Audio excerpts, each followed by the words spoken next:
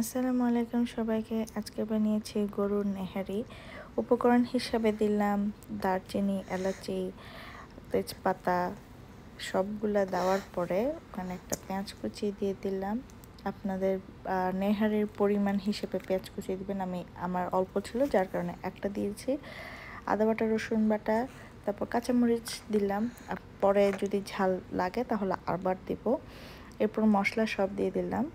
আর লাল মরিচের গুঁড়া, ধনিয়ার গুঁড়া, হলুদ গুঁড়া, গরম মশলা, জিরার গুঁড়া, তারপর লবণ স্বাদ মতো। আর দইটা একটু বিশেষ করে ব্যবহার করার চেষ্টা করবেন, এটাতে তাড়াতাড়ি সিদ্ধও হয় আর ঝোলটাও একটু মজা হয়।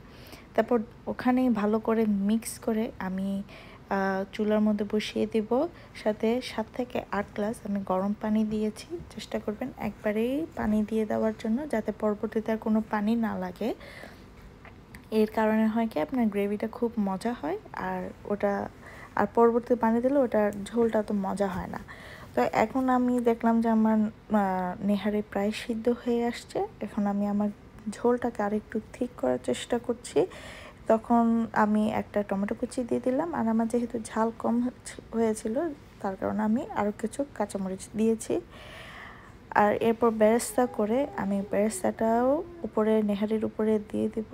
জালটা একদম বন্ধ করে দিব। কিছুক্ষণ থাকার পরও ওখানে ধনেপাতা দিয়ে পরিবেশন করুন গরম গরম ভাত বা নাড়ুটি, পরোটার সাথে নেহারি। ভালো লাগলে অবশ্যই লাইক, কমেন্ট, শেয়ার করবেন। আল্লাহ হাফেজ।